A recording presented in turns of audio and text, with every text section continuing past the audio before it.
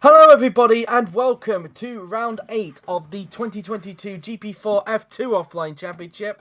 We are here at the Circuit de Spa-Francorchamps in Stavelot for the Belgian Grand Prix and obviously supporting the top class as well, who are also here at Spa this week. I am JW97 coming off the back of an amazing Formula E race, and I'm joined this time by Dennis Graff. Yep, good evening everybody. It's good to be here at this legendary circuit. Yeah, I think of course now today the second half of the Formula 2 season starting. It'll be exciting to see.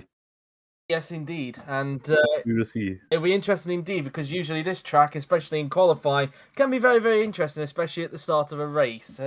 Usually the person who usually starts in second is usually the one that takes the lead into the first corner, but whether we'll have that this time around, we shall wait and see. But I think once Flo drops the graphic down on the live stream, we shall get underway with the qualifying session here at Spa-Francorchamps.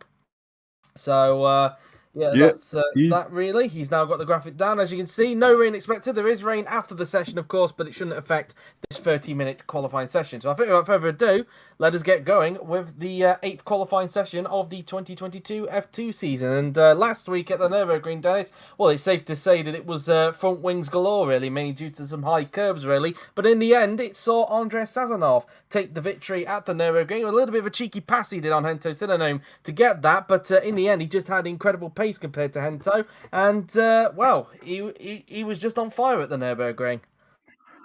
Yeah, absolutely. I mean, even without that cheeky maneuver, he would have at least passed him at the pit stops. So yeah, it was, I think, no question that Sazonov was the fastest car last time out. Yeah, of course, he at Spa, now the cards are back to the things are back to zero. It will be interesting to see. Yep, indeed, it will be interesting to see how on earth this session comes about. As mentioned earlier as well, obviously, even though you get, although pole position would be nice, because obviously it would mean 2 bonus points for pole, usually it's not the best place to start from pole, because usually when we've been here to Spa, usually the guy in second place, or the driver in second place, is usually the one to take the lead into the first corner. But whether they hold on to it when they get onto the Camel Straight, that's another question. But we've got some activity. I think one of the cars has just gone by Alexander Arnold there, as it is a Dams car, that being Kaiser, but I think there's actually a few others, in fact, as Bernardo de Oliveira. It's the first one out on the racetrack. So, yeah, that's that, really. But at least a positive, really, for Hento, really. Despite losing the race at the Nürburgring, he still increased his lead at the top of the championship. Yeah, of course, at this stage of race, scoring points is absolutely crucial when looking at the drivers' standings. Of course, Hento still has, I think, not that comfortable lead, but he is leading, which is the most important thing. But of course, he has to keep that consistency up, because if not, then Jafari Blackwood could see his chance.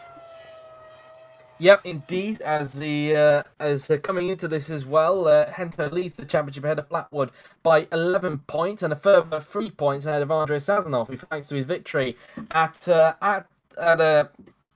the Nürburgring, he now finds himself up in third in the championship, just 13 points now, I believe, or 14 points, I should say, behind Hento Sinonom, as it should be quite interesting indeed. In fact, the top 4 in the championship are only separated by 21 points, and then you've got Aaron Curtis who's a further 7 points behind fourth place man Nicholas Zorbach. And really, it's a crucial point in the championship, really, because of course we're now into the silly season for the top class, and as we alluded to back at the Nürburgring, there's a few drivers in this field who are looking to try and get into the top class next season.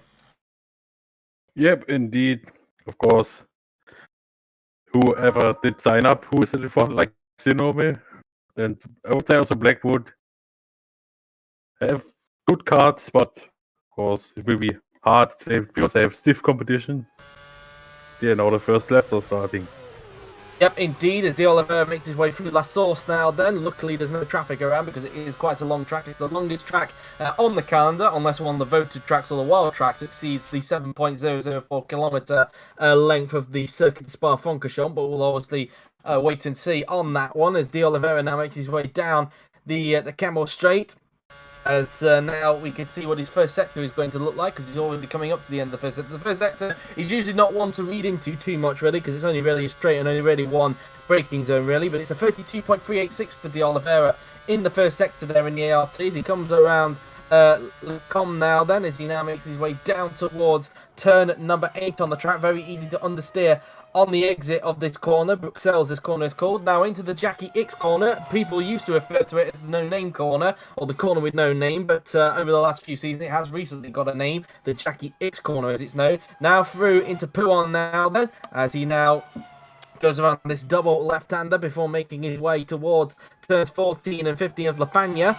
As now through the right and left-hander now then we will go, as now heading in towards turn 14 of Campus now then, before making his way towards the Stavlo corner, as he does a 1 minute 20.547 in that middle sector, as he now goes towards Blanchimont now then. My voice decided to have a little bit of a crack there halfway through, I apologise for that. But through Blanchimont now then we go, before making our way towards the chicane, formerly a bus stop chicane back in the days, but it's now just a simple chicane, but I think everybody still refers to it as a bus stop chicane, because that's the name that it was given. So, through the last chicane we go now then, through the right and left-hander now then we go, as now Bernardo de Oliveira is now going to cross the line. What is the benchmarker time going to be? It is a 1:53.315. Kirby goes 8 tenths slower than his teammate. Keoshani third. Sorezny goes second. James Sturck now goes quickest by 3 tenths of a second now then. As Zorbach now then is going to cross the line in the Carlin. Goes into 6th. As 4th goes Arnold. Looks like those two are holding each other up on their lap. Propsiuk goes into 4th. Bavona goes 3rd quickest. As Andreoli now goes into 2nd place. 2 tenths off of James Sturck. The only person to be in the 152s in this session. Kulazek 11th, Crescent 8th. I think those two are holding each other up on their laps as well. As here comes Samatoskan now then in the MP Motorsport, as he will now cross the line. Does the Swedish driver, goes into 7th, as Aaron Curtis now slots into 4th. 3 tenths off of James Stern. Aji Prazan across the line he will go. He looks like he's had a woeful lap. 3 seconds off the pace in the I think end he there. made a mistake somewhere. Even made a mistake, or yeah, he did make a mistake. Was... We just saw it there. It was at turn 14 at La Fagna. It happened, and it looks like he carried a little bit too much speed into that corner. Yeah, indeed. It cost him a lot of time. He almost spun it. Luckily, he kept it on the track, but of course, he has to go again for a competitive lap. But yeah, let's see what the last cars are doing. Yep, indeed. Sazonov across the line, and Nürburgring goes into 8th place. Here comes Joseph Frederick Suto. Got a whole host of cars behind him. Suto goes 18th, 13th for Blackwood. Senome goes fastest, though, by 2 tenths of a second. The championship leader at the top. One more car to cross the line. That's Broster. He goes into 8th position. But Senome doing exactly what he did at the Nürburgring, and he's currently at the top of the timing sheets at the moment. But, of course, there were a lot of cars that got held up. And, of course, we saw Prazan making a mistake on that first lap. Yeah, but it still was a great first lap from Sinome. Also, there was a great effort from Sturt in second. Did only 2 times under 153s. But of course, it was just the first one. Indeed, of course, on this track we won't see a lot of runs because it's such a long track. Less runs than what we should be used to really around this track because of how long the circuit is. Of course, UG1 driver gets left behind on the second run, so we'll have to wait and see what that is. Of course, Sinanone comes into this as not only the highest qualifier in the rankings, but also the highest racer, the highest racer in the rankings as well in the F2 ratings that we have here at the moment. So doing a pretty good job at the moment is Sinanome, and well, he is determined to try and get that that Sauber seat that he's currently competing for in the top class. Yep, indeed. And so far, hopefully we won't jinx him, but he's doing an outstanding job so far this season. Yep, indeed. Of course, he's not the only one, of course, trying to chase down the top-class drives. You've got Aaron Curtis as well, who's trying to chase down potentially a Lamborghini drive. You've also got Javai Blackwood, who's potentially trying to chase down a Toyota drive. And you've also got Andrei Sazonov, who also signed up as well. And whilst you could say that his first choice might be a little bit out of the realms, even though he is obviously eligible for that because it is his first choice, he does have a choice as well, because everybody gets at least 2 eligible choices. He does have a choice that could be eligible for him, even though I didn't mention it in the pilot episode, because at the time it's fair to say that he probably wasn't on the #1 list, but now he's put himself right in contention for that, and I think I can mention it on here because, well, Might as well, really. He has obviously got a chance to potentially be an Aston Martin driver next season as Andrei Sazonov. He did put that as his number 4 backup choice. So even if he does get Mercedes, his number 4 choice could actually work out well for him in the end. But whether or not we'll see Sazonov on the grid next season, it is another question, of course. And pretty much the same with every other driver on this grid who is obviously competing for a top-class seat. Yep, indeed. Of course, everybody has stiff competition, as mentioned. Of course, one of the most contested seats is Toyota. And I think it's very much only the question who will get the second Toyota seat next to Franco Lopez, because he's the clear favorite. Now China is heading auto track for his second run. And Keo Shani, of course, is also linked with a team as well. He's also signed up for the top class, but whether he will or not remains to be seen. I'm trying to remember what that team was he actually signed up. Might have been Aston Martin as well, actually, like Sazonov, but I'll have to double check on that. It was one of the green cars, basically. I know Maybe that for a fact. Lamborghini. It was either a Lamborghini or an Aston Martin. It was one of the green cars. That's all I know. But anyway, as now... the Thai driver is out on track. He's the first one to venture onto the track. I'd be interested to see which one actually gets left behind on these runs as Keo Shani makes his way out of the com now then, before making his way down towards the Bruxelles corner. And so far then, currently sending them at the top by 0.2 of a second ahead of James Sturt. Whether he'll stay at the top though remains to be seen. Of course, remember on the first flying laps we did get a lot of drivers getting held up on their first flying lap, and also we saw the likes of Aji Prazan making a mistake on his lap, which is why he's the only driver so far to be over 3 seconds off the pace at this stage. As now they make their way through the right-hander, and Keo Shani has just reiterated in the stream chat it is Lambo, in fact. So it was one of the green cars. Yeah. Let's just put it that way. So now coming around turns 14 and 15 now then on the racetrack, as he will be preparing for his lap. There's still a few cars in the pit lane, as you can see, on the mini-map and also on the timing tower on the left-hand side. So, of course, one will get left behind. It'll be a question of who that will be. But Fontana Keoshane will be hoping that he doesn't get held up on his final lap, as he's currently down in 18th position, 1.4 seconds off of Hento Silanome at the moment. As the car that's going to get left behind on this occasion is going to be, as they come out the pit lane, Broster. So Broster's the one that's been left behind on this occasion. He's currently in 8th position. Keoshane starts his second flying lap. Just behind him is the man who started the first flying lap earlier on, that being Bernardo de Oliveira, as we take some very interesting shots there of Keoshane's Uni Virtuosi car. Of course, the team will just be known as Virtuosi Racing from next season. They'll be dropping the Uni name after this season, at long last, really, even though you would think the livery is already suggesting that, but they are officially dropping the Uni name after this season. They'll just be known as Virtuosi Racing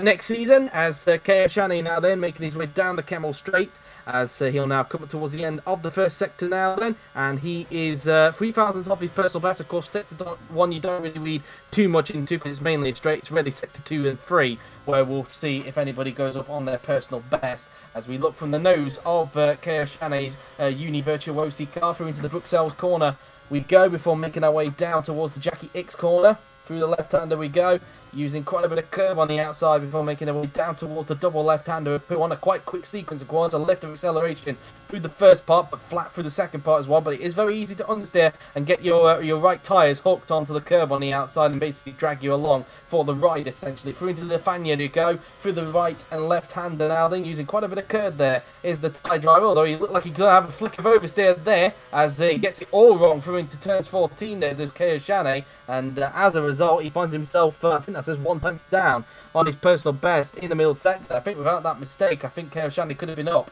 on his personal best. We'll have to wait and see if he's able to recuperate that in the last sector, but I think it's going to be a little bit too much of a task for the Thai driver now then, as he makes his way towards the final chicane now then on the racetrack, breaking it down into the right and left-hander, using a lot of curb on the inside, then through into the left end. He will go, and let's see what Keoshane can do on this last sector, as Fontana Keoshane now then crosses the line. The Thai driver does find some time in the last sector, but stays in 18th, 1.4 seconds off of Sinano. No improvement for De Oliveira. He stays in wherever he is at the moment. I couldn't find his name. Sturt stays in second place for the moment. Arnold goes up to 7th. Of course, he was held up on his first final lap, so he goes up into 7th place. And De Oliveira, in fact, was... I'll check in a little bit. So Esney, meanwhile, goes up into 5th position. As trying to find Dole. He was actually in 4th place, this is De Oliveira, so he's actually doing a good job. Protsuk up on his personal best. Can he keep it up in the last sector? No, he can't. Loses No. time in that last sector. Curtis doesn't improve. He stays in 6th. Kirby holding up one of the Prema cars, but he improves as Kulazek uses that slipstream to go up into 3rd position. Kirby in 15th. Sazonov goes up into 5th place after he got held up on his first flying lap. Crest goes into 5th. Here comes Adam Chobot now. Then he goes into 14th. Nicholas Zorbach up on his personal best. He also got held up. The German driver across the line, but only 20th for him. Not the best of times for him there. Bavona no improvement. Selenome says 1 minute 52.759. Still the only driver in the 152s at the moment. No improvement for Andrioli. He stays where he is at the moment, which is P4. Oskin goes into 14th for that lap, as Prazan is obviously up on his personal best, because of course he was the one that made the mistake into the Lafanya corner, as now into the last chicane goes Aji Prazan in the high-tech Grand Prix car. As now the Indonesian now then will come across the line. I think that's Jafari Blackwood that's behind Prazan across the line. Goes up into 3rd. A big improvement there. Blackwood across the line goes up into 6th after he was held up on his first flying lap. So at least he's now got a representative time on there. Jake Tilsley, he's currently in 15th place at the moment. Not had the best of seasons. Has the Carlin driver, as Tilsley now then crosses the line. Stays where he is at the moment, which is P15. Suto across the line. Got held up on his lap, but he stays in last position. Still 1.8 seconds off of Synonym. Not the best time there for Suto. And I don't think it was a mistake really for Suto really. I think as we've for some reason gone back to the beginning of the session on the replay cam there, so for some reason Suto obviously got he must have either made a mistake on his second flying lap, or he just got it all wrong, or he just couldn't hook it up on that second flying lap. I'm not sure, but this was his first lap, of course, that we're looking at, not his second lap. As for some reason, did he maybe made a mistake on his first lap, because there's no car actually near him. I think it might have been the third. I think it might have been the 3rd sector where he made the mistake, because he was down on his personal best in the first 2, but then he gained it in the last sector. So we'll see if there was a mistake perhaps in the last sector or not. I think here, maybe here. Oh, it may have been Blackwood, actually. It was Blackwood that was holding each other up. So that was the one that Blackwood got held up by. So, yeah, that would explain why Suto was down earlier on. But he's still in last place after the second flying lap there. But it is still Synonym at the top of the timing screens after the second flying laps. Yes, indeed. So no changes for the top 2. Also stirred the second car within 152s. Just to correct it there. It's just... He's slightly in, but yeah. Yeah, no, but Prazan made a big improvement, of course. And Blackwood, of course, it was important for him to get up into 6th. So he's now much closer to Syndrome, of course. Yep, but Zorbach on the back row of the grid at the moment, so not exactly the time that he wants at the moment, considering that he's also competing for a top-class seat, because let's not forget, the clue should be on the car, of course, on the side pod. He is the current Haas reserve driver, and he is trying to see if he can maybe get into the Haas next season, but yeah, it's not going to help him if he's doing performances like this at the moment. And of course, there is other competition with Haas as well, with the likes of Laura Chung and Miklos Gao being in there, along with obviously Kloss and Mocho, given that, of course, Chung and Gao do obviously have a chance of being at Mercedes next season. But if they miss out on the seat, then they do have a chance of possibly being at Haas in 2023. But we'll have to obviously wait and see how that one pans out, really, as Suto will be heading his way now back into the pits as we wait for the next car to go out on track. I would imagine that Broster, who was the one, of course, who waited last time by, he should be coming out on these next runs. Whether he'll go out first, though, that's going to be another question. Yep, indeed. Now, of course, one car we will see out on track next will be Broster, of course. Yeah, but who will stay in the pits in place of him? Will be interesting to see, that is for sure. Still no movement in the pit lane, I can see on the mini-map, as Suto is now back in the pits as we get a look from the rear end of his car there. But anyway, Suto now back in the garage, in the Charouz. And as in fact his teammate not wasting any time, and he's now going out onto the racetrack now then in the Charouz. And in fact Broster actually does beat him to the punch there. So the Campos driver making his way out on track. And again, don't know why we're looking at the rear for, because yeah, that's pretty much that really, as Broster now then currently down in 14th after those previous runs happened earlier on, as we now look at Oliveira, who's out on track. Arnold also on the track, as we saw just a little bit earlier on, but it's safe to say that Arnold has been a little bit frustrated this season in 2022, and well, we're hoping for a good weekend here at Spa, because he has been probably one of the most frustrating, probably the most frustrated drivers in the field, it's fair to say. And yeah, indeed. As now Broster now they're making his way to turn 8 now, then before making his way into the Jackie X corner of turn 9. So, yeah, that's that really. It's a few more cars making their way out of the pit lane. Of course, as mentioned, one will get left behind on this flying lap. Who it will be this time, I'm not sure. It's definitely not going to be Broster because we can see him on the screen right now in the Campos. As now making his way towards Lafagna now, then of turns 14 and 15 on the track now. Then as he flicks it in through the left-hander now then. And now making his way towards the double right-hander. But whilst we wait for Broster to start a lap, of course, we know that the DTM sign-ups recently opened this past Saturday. Obviously, a new era for DTM next season, because along with the 4 new manufacturers joining Audi, Mercedes, and BMW on the grid, of course, they'll be going down the non-equal car performance route. They'll be going down the same route as what Formula E and World Champ Car are doing next season. But also, as well, I bring this up because the Premier team, of course, who are obviously pulling out of F2 at the end of the season, and of course being replaced by Tony Grand Prix in 2023 in Formula 2, they're actually not going anywhere from the OC fraternity. They're actually moving over to DTM because they're going to be the second Ferrari team in that series. So I guess given the failures that they had in Formula 2, Dennis, they're trying to hope their bets on DTM. Yeah, of course, for them it's a new opportunity, of course, new type of cars. And that will be very interesting to see who will be where in DTM next season. As Broster made a mistake, I think, in the Rouge. Yes, he did. I just noticed that he's made a mistake. It looks like he had a flick of oversteer through into the in between Rouge and Raddy on there, and I think that's not going to help his first sector time at all as a result. And he's 2 tenths down on his personal best. I know the first sector we don't read into too much, but given that the gap is 2 tenths in that first sector, usually you'd look at it in either the thousandths or the hundredths in that first sector. Not really a good sign, really. It shows how much the mistake has cost the Campos driver there as he makes his way through into the Bruxelles corner. And now down towards the turn 9 corner we go. And now heading their way into the double left-hander of Pouan now then. As now making his way through turns 10 and 11. Will go Alex Broster now then. As he will now make his way towards Lafagna now then of turns 12 and 13. And now through the right and left he goes before making his way towards the end of the second sector. Quite soon now then on the racetrack as Broster now then through turn 14 of Campus and then into Stavlo of turn 15, which is where the end of the sector 2 will be. And he gained it back in the middle sector, in fact, because he was 2 tenths down on his personal best in the first sector, but he's actually gained a tenth back in that middle sector there. He's now only a tenth down on his personal best in that middle sector. So if Broster can actually keep that up, he might be on for an improvement, and it would make you wonder if he'd not made that mistake through into Eau Rouge and Raddy on there, could he have actually maybe have got a lot more time in this lap? But we'll see. It's Broster now then rounds the last chicane now then. Let's see if he can find some time in the last sector to improve. Broster onto the pitch straight and across the line now then he goes in the Campos, and he does indeed to go to 14th. So without the mistake he probably could have been a little bit more higher than that. De Oliveira, no improvement for Arnold either, as the 2 Uni Virtuosi cars are holding each other up, particularly Sazonov with Karajan, because Karajan, as you can see, is up on his personal best in the middle sector, and having his teammate in the way is not going to help things at all. So clearly a miscommunication going on here between the 2 Uni Virtuosi drivers, as now making their way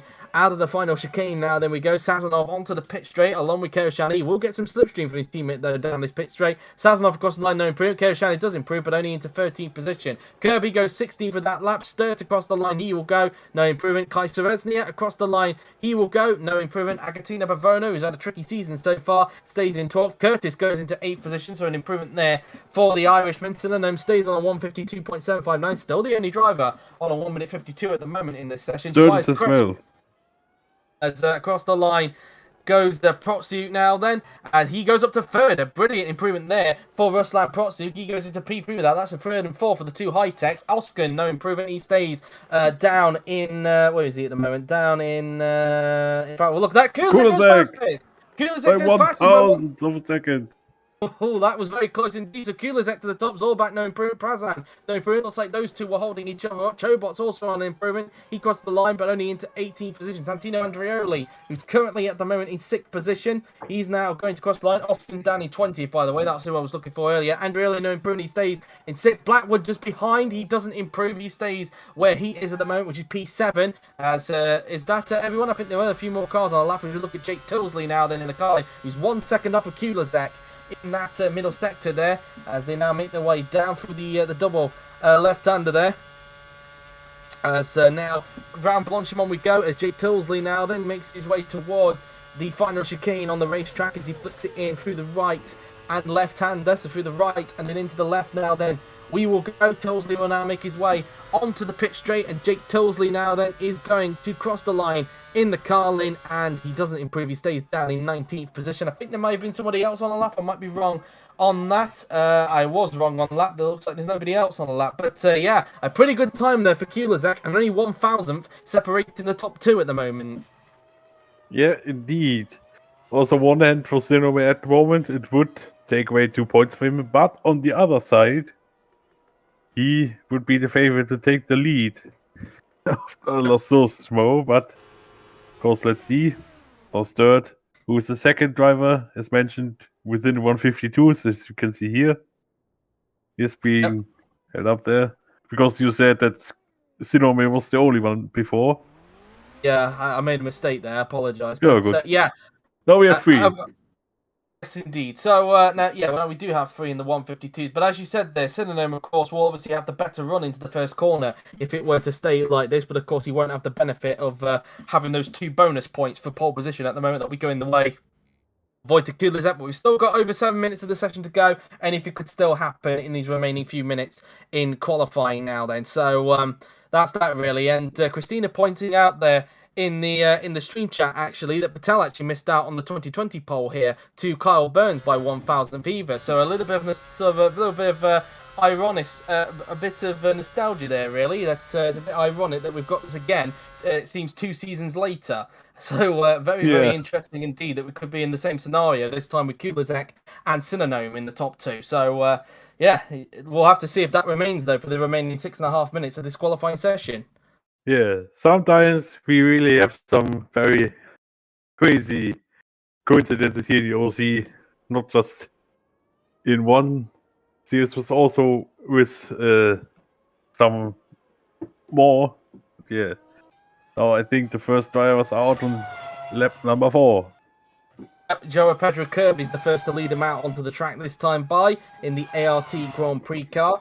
And ART having a bit of a decent season, in fact, much better than what it was last season. The team currently in 6th in the team's championship, just 1 point behind Campos Racing. Of course, coming into this race, Van Amersfoort Racing, who have been leading the championship for quite a bit, are only 5 points ahead of Uni Virtuosi. Obviously, in real life, we have Prematax, and obviously in the OC world, from what we've seen with both GP2 and F2, it's fair to say we've got Uni Virtuosi tax, because it seems that Uni Virtuosi seem to do well in this series. So, and it seems to be the case again with both Sazonov and KS Chane. Although so far in this qualifying session, Sazonov is in 10th and KS Chane in 14th. So not exactly ideal, but at least Sazonov is still within the top 10 though in this qualifying session. Yeah, indeed. Of course, the top 10 starters always think good. But also, speaking of the Universal tax, of course, in this last 2 seasons, GP2 and F2, this team had 3 drivers who are now racing in the top class. Yeah, indeed, Patel and Perinen, of course. Patel currently racing for Lamborghini and Perinen racing for Renault, but both of them could end up leaving the teams at the end of the season because, of course, Patel has made it clear he wants to leave Lamborghini at the end of the season, and, of course, due to the pick order, it's probably more likely that Perinen is going to be leaving Renault at the end of the season, hence the links with Mercedes and Toyota for 2023. So that's obviously something to bear in mind there, as Kirby now then makes his way out of the last chicane now then. As Kirby now then will be starting his lap as he crosses the line now then to start his next flying lap, as there is still a couple of cars in the pit lane. Is Kirby going to avoid that traffic? Because one of them is coming out of the source and he just about avoids Andreoli going out the pits there. So luckily for Kirby, he's not going to get any traffic there, and I don't think the Campos is either, because I think Andreoli is just a little bit further away from that Campos to get held up there. It's Broster that is, as as Chobot now makes his way out onto the racetrack in the Trident, but might actually hold up that Campos there, that being James Sturt. We'll have to obviously wait and see on that a little bit later on, as coming up towards the end of the first sector is Kirby, as he's 35 thousandths up on his personal best and 36 thousandths down on Kulizak in the first sector. Again, we can't read too much into that first sector because it's only really one braking zone, which is obviously La Source. As now coming into the Bruxelles corner now, then we'll go the Brazilian driver. As Flo mentions, he keeps forgetting to change the helmet for him. I'll probably remind you to do that tomorrow, Flo, if you want, or maybe I can put it on here if you want as well. As There you go. So now Kirby now then out of Puon now then we go before making his way towards turns 12 and 13 on the racetrack. So through turn 12 and 13 now then we go as Kirby now then will make his way towards the double right-hander now then. So for the first part and then into the second part will go the Brazilian driver as the middle set to his 4 temps up on his personal best, 2 temps down on Kiyosek. So Kirby looking at a big improvement here. Kirby at the moment currently down in 17th place at the moment, so we could be on for a big improvement here. Will it be enough to get into the top 10? We'll have to wait and see. As Kirby now then comes out of Blanchimont now then, as he now makes his way towards the last chicane on the racetrack with just under 3 minutes to go in this qualifying session. So Kirby now then through the right and then into the left now then will go the Brazilian driver. It's Kirby now then onto the pit straight and across the line it will go the Brazilian now then. Is he going to improve? And yes, he is up into 7th place. A big improvement there. Andreoli behind, just starting a lap. What about Broster in the Campos now then? Across the line he goes. No improvement. He stays where he is. Bavona, no improvement for him either. Suto improves, but only into 21st. Is all back now last. No improvement for Sazonov there. Arnold doesn't improve as Chobot's about to start a lap. Sturt across the line. He stays in 3rd position as Protsuk is up on his personal best, and he's currently in 4th position at the moment, is Protsuk. So he could actually gain a couple of places here, so let's see. As Protsuk now then rounds the final chicane in the high tech, he makes his way onto the pit straight. Can Protsuk perhaps challenge for pole position here? Ruslan Protsuk across the line he will go, and he does indeed by 15 thousandths of a second. Protsuk to the top of the timing sheet at this stage. Sinanome doesn't improve, he stays in 3rd position. Here comes Tobias Crest in the MP Motorsport. He's up on his personal best, and he goes up into 6th position. Kai Seresnia across the line, no improvement, stays where he is. Bernardo de Oliveira crosses the line now then, and he stays in 12th. Keo Shani across the line, no improvement. Curtis improves to go up to 4th thanks to some slipstream there from Keo Shani. So Curtis now on the same row as Hento Sinanome there, as now we look at Aji Prazan in the high-tech Grand Prix car as Prazan now then crosses the line and he goes into 6th position. Finds some time in the last sector, in fact, as the high-tech driver. Oscar across the line and he stays down in 20th position. And Zorbach is up on his personal best. Meanwhile, he needs to because he's down in last position. Only he and Suto are over a second behind pole sitter Proxiuk at the moment. So Zorbach now then onto the pit straight he goes as the German driver makes his way across the line. Can he improve? Across the line he can, but only into 21st position. Kulazek doesn't go back to pole. He stays in 2nd place. As we now look at Jafari Blackwood now then in the Dams car. Blackwood is currently in 10th place and he stays in 10th with that lap. Kirby heading back into the pits. We now look at Andreoli, who's up on his personal best. He's currently in 8th place. Is the Frenchman now then. His teammate Sinanome is currently up in 3rd place. Andreoli now then in the Van Amersfoort racing car comes across the line. What can he do? Andreoli across the line and he loses time in the last sector and remains in 8th position. So no improvement there for the Frenchman. Chobot is up on his personal best. Meanwhile, the Trident driver making his way out of the final chicane. As now Chobot, who's currently in 18th position, crosses the line and goes only up into 15th place. So only getting in front of Keo Shani, who's all the way down in 16th place at the moment. And that, I think, is qualifying done with because there's only 24 seconds left. So as a result of that, Ruslan Protsu, right at the last minute, takes pole position for the Belgian Grand Prix. So 2 bonus points goes the way to him. But Kulazek is going to have the best run into the first corner. So whether he'll get the jump on Ruslan remains to be seen. But this is the results then of qualifying. Ruslan Protsuk is on pole position for the first time in a while, of course. High-Tech needing this, of course, because they've had a pretty tricky season. With Wojtek Kulak in 2nd. Championship leader Hento Sinanome is in 3rd, with Aaron Curtis in 4th. James Sturt is in 5th. Aji Prazan is in 6th, followed by Tobias Crest in 7th. Santino Andreoli will start in 8th, with Joe Pedro Kirby in 9th. Jafari Blackwood in 10th, followed by Andrei Sazonov, who's down in 11th place. And you could do the rest, Dennis. Alright, so Bernardo de Oliveira will start from 12th on the grid with Kai Celesti on 13th. Agatino Vivona will start in 14th. On the grid with Adam Chobot right behind him 15th. And from China, who will be gathered that he was impeded on one of his laps. He will start from 16th only. Alexander Arnold and Alex Proster will share row 8. Row 9 with 17th and 18th. Jake Tilsley will start from 19th with Simon Oscar and 20th. And on the back row, we have Nicolas Sauber and Josef Felix Suto. And I just want to mention the gap between the top 3 is absolutely insane. Yep, indeed. If we go back, only 16,000 separating the top three, and only a tenth really separating the top four as well, if you count Curtis in that equation. But there you have it then. That has been it for the qualifying session here at the Circuit de Spa-Francorchamps in Stavelot. A very interesting qualifying indeed. Whether Protsiuk can do the impossible and keep the lead into the first corner round here is going to be very interesting indeed. But he does get the 2 bonus points regardless for the pole position, of course. But that is it then for qualifying here for Formula 2. Of course, the race will be on tomorrow at 7 p.m. BST, but of course tomorrow as well we also have the top class practice and qualifying session, which will take place at 4 p.m. BST here at Spa-Francorchamps, and of course tomorrow the first team news of the season will be shown as well, so do look forward to that.